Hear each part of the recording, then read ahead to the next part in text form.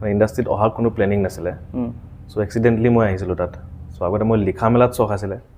কিতাপ চিতাপ বহুত পঢ়িছিলোঁ কি লিখিছিলা কবিতা কবিতাও নহয় ঠিক আপোনাৰ টুকুৰা টুকুৰি কিছুমান গল্প লিখিছিলোঁ সৰু সৰু কম সময়ত মানে মানে এটা মেছেজ এটা যোৱাকৈ বা 2-3 শাৰীতে মানে কিবা এটা মিনিং এটা আহি যায় যাতে এনেকুৱা ধৰণৰ ছুটি কিন্তু বেছি পাৱাৰফুল মানে এনেকুৱা টাইপ ট্ৰাই কৰোঁ মই চ' তেনেকৈ কিছুমান লিখিছিলোঁ আৰু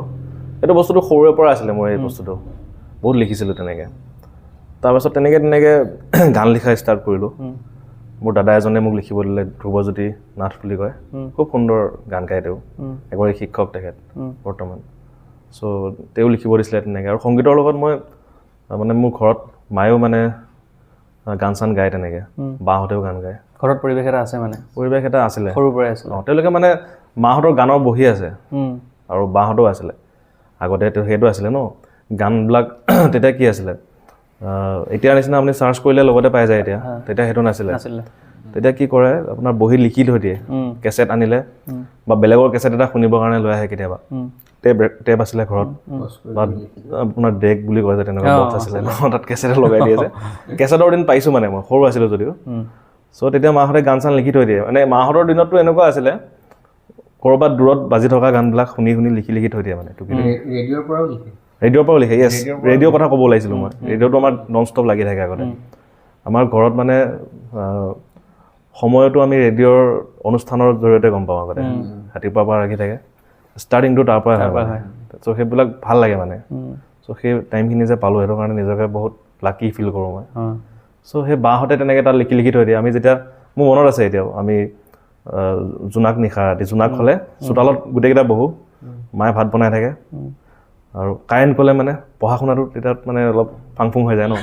চ' আমি জোনাকত বহোঁ এনেও পঢ়ি হ'লেও তাত বহোঁ মানে জোনাকত বহোঁ ডাঙৰ বা মই আৰু সৰু বা তেনেকৈ বহুত দেউতাও থাকে মাজে সময়ে মা মাজে মাজে পাক মাৰি থাকে দেউতা বাৰান্দাত বহি থাকে ৰেডিঅ'খন আমি তাত মানে গান চান গাই থাকোঁ আন্তাক্ষৰী খেলোঁ চ' তেওঁলোকৰ গানৰ বহি আছিলে চ' সেই গানত আজি এতিয়া এইটো গান গাম সেইটো গান গাম বহীখনো লৈ আহে আনকি জোনাকক পোহৰত ভালকৈ দেখা নাপায় তথাপিও চাই এনেকৈ ভিতৰতো তেনেকৈ লিখে চ' তেনেকৈ চাগে মোৰ ভাল লাগিছিল বস্তুটো মানে কম্প'জিশ্যনৰ আনুষ্ঠানিকভাৱে মই একো শিকা নাই আৰু মই নিজকে প্ৰফেশ্যনেল ছিংগাৰ বুলি নকওঁ মই এজন নন প্ৰফেশ্যনেল ছিংগাৰ চ' জাষ্ট লিখা আৰু কম্প'জিশ্যনৰ কাম কৰোঁ সেইখিনি জ্ঞান মই পিছত মানে বস্তুটো নিজে এপ্লাই কৰি নিজে অধ্যয়ন কৰি তেনেকৈ শিকিছোঁ আৰু চ' তেনেকৈ আৰম্ভ হৈছিলে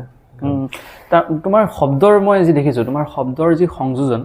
সেয়া বেলেগতকৈ অকণমান পৃথক সেই ক্ষেত্ৰত তোমাৰ অধ্যয়ন তুমি বহুত কৰা নেকি অধ্যয়ন মানে আপোনাৰ মই মানে কথাটো এইটো কাৰণে সুধিব বিচাৰিছোঁ তোমাৰ শব্দবিলাক বহুত ডিপ বেলেগৰ লগত নিমিলে অকণমান ইউনিক তাৰ কাৰণটো কি মানে সহজ সৰল শব্দ কিছুমান যথাস্থানত বহাই দিয়ে ইমান ধুনীয়া সুন্দৰ লাগে হয় প্ৰথমে ধন্যবাদ আপোনালোকে ইমানখিনি প্ৰশংসা কৰাৰ বাবে মানে ইমানো তেনেকুৱা ডিপ নহয় আচলতে কিছুমান গান আছে তেনেকৈ ডিপ ইউজ হৈছে তেনেকৈ গভীৰভাৱে কিন্তু একচুৱেলি কি হয় মোৰ অধ্যয়নটো আছিলে বাৰু দেই মানে মই বাহিৰা কিতাপ পঢ়িছিলোঁ সৰুৰে পৰা বহুত মানে চখ আছিলে সাধু কিতাপৰ পৰা চুটি গল্পৰ পৰা উপন্যাসলৈ এটা টাইমত মই বহুত কিতাপ পঢ়িছিলোঁ আৰু মেইন টেক্সট বুকত বহুত চখ নাছিলে মানে ইমান নপঢ়িছিলোঁ মানে এইবিলাকত কিন্তু মই বাহিৰা কিতাপ পঢ়িছিলোঁ চখ আছিলে মানে আৰু কি হয় কিছুমান কিতাপ মোৰ টেবুলত থাকে মই নপঢ়োঁ মানে কেইদিনমান মুড নাথাকে কিতাপৰ মানে আপোনাৰ বেটুপাতটো দেখি থাকিলে মানে মোৰ কিবা এটা মটিভেশ্যন পাই থাকোঁ তেনেকুৱা টাইপ অক্সিজেন টাইপ সেইটো আছিলে এনেকুৱাও নহয় যে মই ইমান কিতাপ পঢ়িছোঁ বহুত বেছিও পঢ়া নাই কিন্তু পঢ়িছোঁ মানে যথেষ্টখিনি পঢ়িছোঁ চ' তাৰ কাৰণে চাগে আৰু বিভিন্নজন ৰাইটাৰৰ তেওঁলোকৰ মাইণ্ডছেটবিলাক তেওঁলোকৰ আইডিঅ'লজিবিলাক মই গম পাইছোঁ তেওঁলোকৰ যিবিলাক শব্দৰ প্ৰয়োগ হয় আৰু আজিকালি মানে কি হয় টান শব্দ বুলি বা তেনেকুৱা বুলি কথা নাই একচুৱেলি যিবিলাক শব্দ প্ৰয়োগ নহয় সেইবিলাককে আমি টান শব্দ বুলি কওঁ সকলোবোৰ আমাৰ নিজৰে হয় আচলতে প্ৰয়োগ নোহোৱা শব্দ যেতিয়া এটা দি দিওঁ তেতিয়া ভাবে এইটো আচৰিত দি দিলে কিন্তু নহয় একচুৱেলি সেইটো প্ৰয়োগটো কমি গৈছে কথাটো ঠিকেই কিন্তু জটিল শব্দ দেখা নাযায় জটিল মানে আপোনাৰ জটিল শব্দ দেখা নাপাওঁ কিন্তু চুই যায় অকণমান জানিব পাৰিমনে নতুন প্ৰজেক্টকেইটাৰ বিষয়ে নতুন প্ৰজেক্ট মানে আপোনাৰ ক'বলৈ গ'লে মই 3টা এলবামৰ কামত ব্যস্ত হৈ আছোঁ মানে কি জড়িত হৈ আছোঁ চ' প্ৰথম আপুনি আগৰ পৰা যদি কয় সান্নিধ্য ভূঞা চিনি পায় সকলোৱে জনপ্ৰিয় এগৰাকী কণ্ঠশিল্পী উদীয়মান সান্নিধ্য কথা কবিতা বুলি এটা এলবাম 2023 পৰা ষ্টাৰ্ট হৈছিলে তাৰ কথা কবিতা যিটো টাইটেল ছং আৰু মুকলি মন দুটা গান ৰিলিজ হৈছে তাৰপিছত ৰৈ গ'ল কিবা কাৰণত চ' চ' 2024 এটাও গান দিয়া হোৱা নাই চ' কথা কবিতাৰ ভালেমান গান কৰিলোঁ মানে চ' 6-7টামান গান কৰিছোঁ চাগে তাৰে এটা গান আজি 26 তাৰিখে ৰিলিজ হ'ব ডিচেম্বৰ চ' সেইটো আহিব কথা কবিতা এলবামত জড়িত হৈ আছোঁ মাজে মাজে গেপ গৈছে যদিও সেইটোত আছোৱে মানে কথা কবিতাৰ আগৰ গান দুটাত তুমি জড়িত দুইটা গান মই লিখিছোঁ সান্নিধ্যই কণ্ঠদান কৰিছে মুকলি মনটো তোমাৰে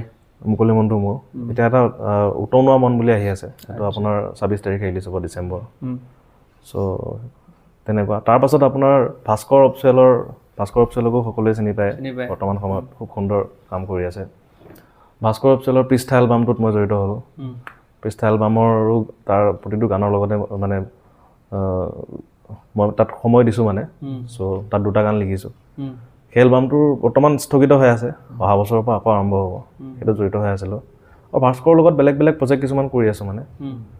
আৰু অৰিন্দম গোহাঁই বুলি এগৰাকী কণ্ঠশিল্পী খুব সুন্দৰ গীত গায় আমাৰ মৰিগাঁৱৰে দাদা হয় তেওঁৰ এটি এলবাম আছে এৰি অহা বাট এলবামটোৰ নাম চ' সেই এলবামৰ তাতো জড়িত হৈ আছোঁ তাতো 2টা গান কৰিছোঁ মই ক'ব বিচাৰিম দৰ্শকসকলকো প্ৰথম মৃত্যুঞ্জয়ৰ যিটো গান আছিলে শৰতৰে ৰাতিপুৱা হয় সেই গানটো মই ইমানবাৰ শুনিছোঁ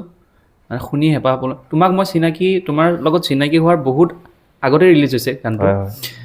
মই তোমাক চিনি নাপাওঁ কিন্তু গানটোৱে মোক চুই গ'ল মানে বহুতবাৰ শুনিলোঁ ধন্যবাদ